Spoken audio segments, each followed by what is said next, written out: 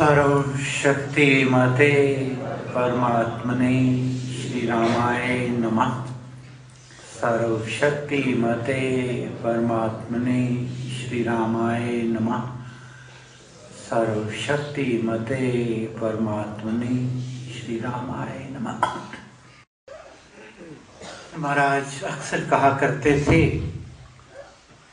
कि सेवा बड़े नसीबों वालों के नसीब में होती है, वैसे नहीं मिल जाती। दिल तो कहीं होकर चाहता है, कई सेवा करना चाहते हैं, उनका स्वास्थ्य साथ नहीं देता, कई सेवा करने चाहते हैं, उनकी बुद्धि साथ नहीं देती। जब समय निकल जाने के बाद इंसान सोचता है तो बात नहीं बनती।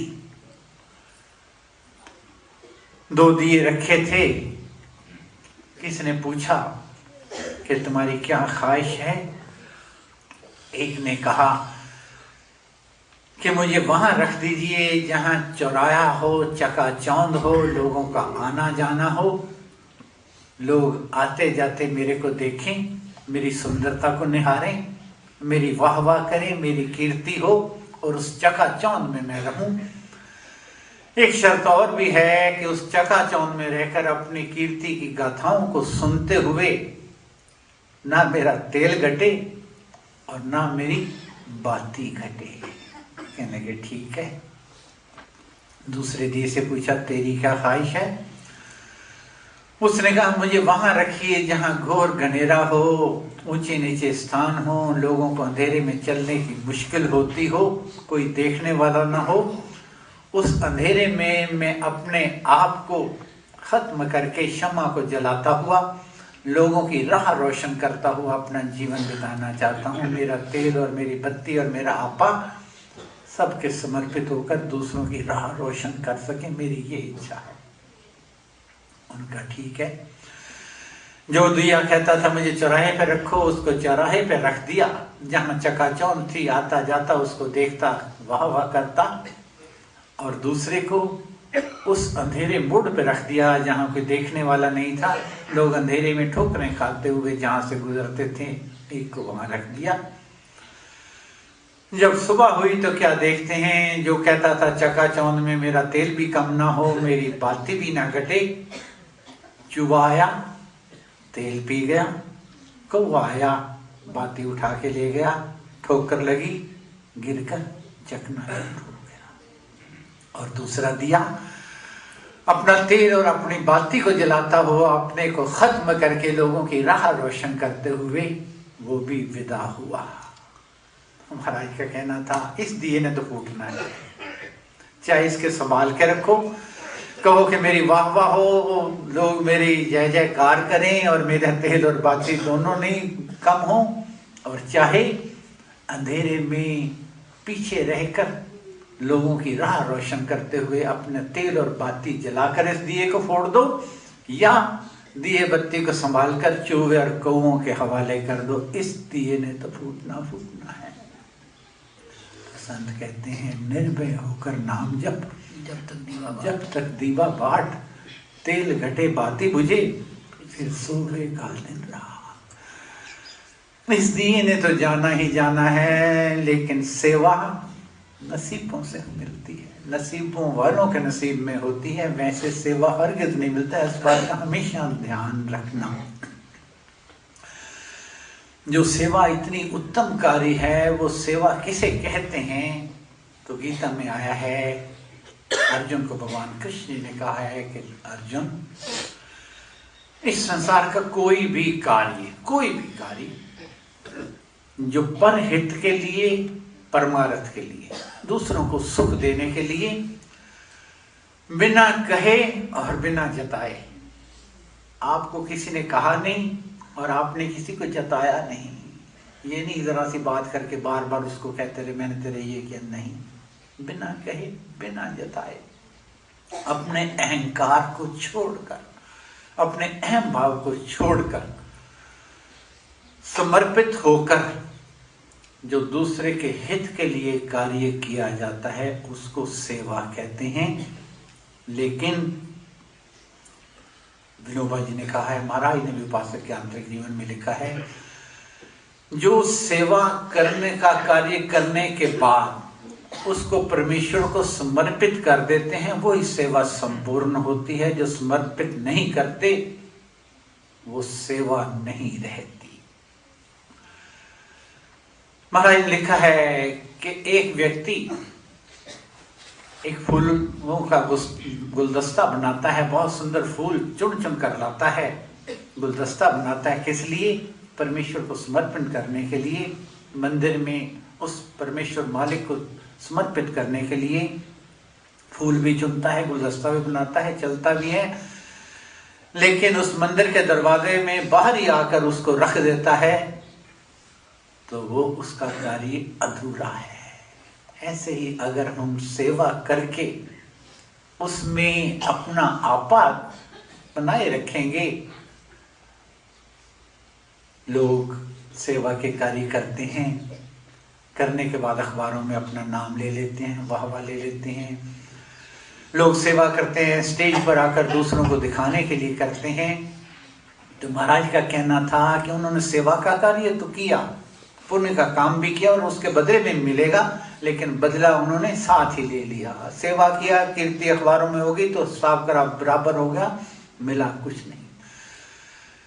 जिस सेवा में दिखावट नहीं है, बनावट नहीं है, मिलावट नहीं है, दिखावट नहीं है, ये नहीं कि सत्संग में भी गए तो देखते रहे, आगे गए, मेरे को किसी ने देखा है कि नहीं देखा, बुहारी लगाने लगे, कहने 10 आदमी आ गए तो देखेंगे तो मैं बुहारी लगाऊंगा। जिसमें दिखावट नहीं है, जिसमें बनावट नहीं है, जिसमें मिलावट नहीं है। बेटा पिता की सेवा करता है, माँ बाप की सेवा करता है कि मुझे धरती मिल जाएगी, मुझे जेवरात मिल जाएंगे, उसमें मिलावट है। जिसमें कोई मतलब नहीं है, परमार्थ के लिए की जाती है, परार्थ के लिए की जाती है, दूसरे को सुख देने के लिए की जाती है। कहते हैं कि एक संत नगर से दूर रहते थे, उनको दिखता नहीं था, आंखें बंद करके मस्त रहते थे, अंदर की आंखें उनकी खुली हुई थी, अंदर के द्वार खुले हुए थे। उनके 2 शिष्य थे। उन दोनों शिष्यों में एक शिष्य तो हमेशा दिखावट की ओर रहता था कि बाबा जी मैंने ये काम कर दिया, ऊंची आवाज देने आता, मैंने ये कर दिया ताकि वो पहचान जाए कि मैंने किया है, मैं पानी ले आया हूँ, मैं जाप करने जा रहा हूँ, मैं फलाना काम करने जा रहा हूँ, एक एक बात बोलता रहता। और दूसरा सेवक चुपचाप, जब उनका नाश्ते का टाइम होता चुपचाप नाश्ता ला के रख देता, जब उनका स्नान का समय होता उनको स्नान कराता, पीछे रहकर कुछ भी उसको ये चाह नहीं थी अपना आपा आगे प्रदर्शित करने के लिए। एक दिन उन संतों ने, जो उनका प्यारा चुपचाप रहता था, पीछे रहकर काम करता था, उसको बुलाया और कहा, प्यारे तुझे मेरे पास रहते बहुत दिन हो गए हैं, नगर में आज मेला है, आप जाइए, जाकर मेले का आनंद लेकर सायंकाल को मेरे पास आ जाना। अब उस बेचारे का मन तो नहीं था, उसका मन तो अपने गुरुओं के चरणों में रहता था, सेवा में समर्पित रहता था, लेकिन गुरुओं के आगे इनकार करने का या तर्क करने का कोई प्रश्न नहीं होता था। तो उसने सर झुकाकर जैसे गुरु ने कहा था वैसे अपनी सहमति प्रदान कर दी।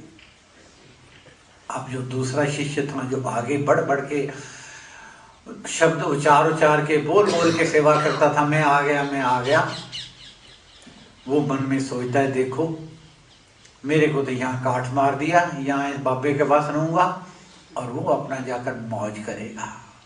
और वो कहता कि मैं बाबा जी के बिना क्या करूँगा, वहाँ क्या होगा मेरा। लेकिन सुबह जब हुई 6 बजे वहाँ से चलता है वो, जब चला तो रास्ते में 8 बज गए, सोचने लगा कि गुरुओं के नहाने का समय था, पता नहीं कोई पानी लाया है कि नहीं लाया।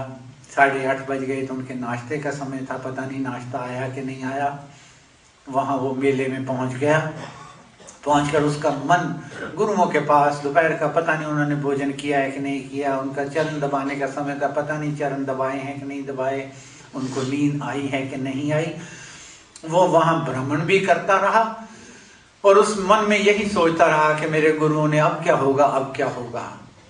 और जो दूसरा शिष्य था, जैसे ही 8 बजे कहने लगा मेरे को तो यहाँ काट मार गए, आप वहाँ मजे कर रहा होगा। 9 बजे कहने लगा वो झूला झूल रहा होगा। 12 बजे कहने लगा वो जलेबियाँ पकौड़े खा रहा होगा। उसके मन में सारा दिन उन बाबा जी के पास भी रहा और यही सोचता रहा, वो ये कर रहा होगा, वो ये कर रहा होगा, वो ये कर रहा होगा। आ गए, जब सायंकाल को बैठे थे तो जो शिष्य उनके पास रहा उसको कहने लगे बाबा जी कि प्यारे, मेले में क्या क्या देखा, मेला कैसा रहा। अब तो भरा बैठा था, कहना महाराज आपको दिखाई नहीं देता, मैं नहीं गया था, ये गया था वहां मेला देखने, मैं तो आपके पास भी नहीं बता रहा था। तो हंस पड़े, कहने के प्यारे वो तो मेरे पास था मेला देखने, तो तुम ही गया था, क्यों बनावट थी उस सेवा में। तो मुझे ये कहना है कि सेवा में सिर दीजिए, तन की ममता खोए, दीप शिखा को काटिए तभी चांद न होए। महाराज से पूछता गया था, महाराज अलग अलग कार्यों की सिद्धि के लिए अलग अलग आपने दोहे बताए हैं। कोई किसी के बच्चा बुरी आदतों में उसके लिए दोहा बताया है, किसी को बीमारी में उसका दोहा बताया है, किसी के कारोबार में है उसके लिए बताया है। लेकिन कोई ऐसा दोहा भी है जिसका अनुष्ठान करने के बाद कुछ भी और मांगने की जरूरत ही ना रहे बार बार। क्या कोई है? तो वो दोहा जिसका अनुष्ठान महाराज आखिरी समय तक करते रहे, हाथ जोड़ मांगू हरे, सेवा कृपा प्यार विनय नम्रता दान दे, देना सब कुछ वार। इस दोहे के अनुष्ठान के बाद कुछ मांगने को जरूरत ही नहीं रहती। क्यों? सबसे पहले मांगा है महाराज ने कि हाथ जोड़ मांगो हरे, सेवा कृपा प्यार। सेवा, अगर आपकी सेवा कबूल हो गई तो परमेश्वर को साधन भी देने पड़ेंगे, संपन्नता भी देनी पड़ेगी, स्वास्थ्य भी देना पड़ेगा, निर्विकारता भी देनी पड़ेगी। मांगने पे नहीं, देना ही पड़ेगा, क्योंकि उसने आपकी सेवा कबूल कर ली है। जो हाथ जोड़ मांगो हरे, सेवा कृपा प्यार। जहाँ पर कृपा राम की हुई तहाँ पर कृपा करे सब कोई। जब देव दया हो जाती है तो खेती सुखी भी हराती है। गुरु नानक देव जी महाराज तो इससे भी आगे निकल गए। उनका है कि अगर उसकी रहमत हो जाए, अगर उसकी मेहरबानी हो जाए, अगर उसकी कृपा हो जाए तो वो रखे, बिना सांसों रखे, बिना सांसों भी रख सकता है वो, अगर उसकी कृपा हो जाए। तो हाथ जोड़ मांगो हरे, सेवा कृपा प्यार। तीसरा प्यार कहाँ है? जिन घरों में प्यार है वहां झोपड़ियों में भी नगारे देखे हैं बजते हुए, और जहां प्यार नहीं है वहां महलों में भी सुनसान बना देखा गया है। कहते हैं कि एक पति पत्नी बैठे थे, उनके घर संत आए, भोजन कर रहे थे। भोजन करते हुए उन्होंने देखा दंपति ने कि संतों पर निराशा के भाव में, उदासी की लकीरें हैं। तो उन्होंने कहा महाराज कोई गलती हो गई, गृहस्थी के घर संत आए और उनके चेहरे पर उदासी हो, ये तो किसी हालत में भी बर्दाश्त नहीं हो सकता। तो उनका प्यारे ऐसी बात नहीं है, आप दोनों इतने भले हो कि आपके पुण्य का काल जो थे पूंजी समाप्त होने को, आपका दूसरा पीरियड दुखों का शुरू होने वाला है, ये सोचकर मुझे मन में अफसोस हो रहा है। तो कहने लगे महाराज कोई एक आध पुण्य बचा हो जिसके बदले में हम आपसे कुछ मांग सकें? कहने लगे हाँ मांग सकते हो, कुछ भी मांगो, लेकिन ये दुख विपत्ति आपत मुसीबत बीमारी ये नहीं दूर हो सकती, बाकी इसके अलावा जो मर्जी मांग लो। उन्होंने दोनों ने सिर झुकाकर कहा महाराज दुख भी आए, विपत्ति भी आए, आपत्ति भी आए, कष्ट भी आए, रोग भी आए, शोक भी आए, लेकिन हमारे घर का प्यार ना टूटे। तो कहते हैं संत हंसने लगे। कहने लगे महाराज हंसते क्यों हो? कहने लगे जिस घर में प्यार है वो विपत्ति भी संपत्ति बन जाती है, जिस घर में प्यार है वहां दुख भी सुख का रूप धारण कर लेता है। तो हाथ जोड़ मांगो हरे, सेवा कृपा प्यार विनय नम्रता दान देते हैं सब कुछ हुआ। महाराज ने कहा जब इतना कुछ मिल जाए, सेवा मिल जाए, कृपा मिल जाए, घर में प्यार हो जाए, तो कहीं मैं आप पे से बाहर होगा अभिमान में ना आ जाऊं, तो विनय नम्रता दान दे और देना सब कुछ हुआ। मुझे भरोसा राम तू अपना अनमोल रहूं मस्त निश्चिंत में, कभी न जाऊं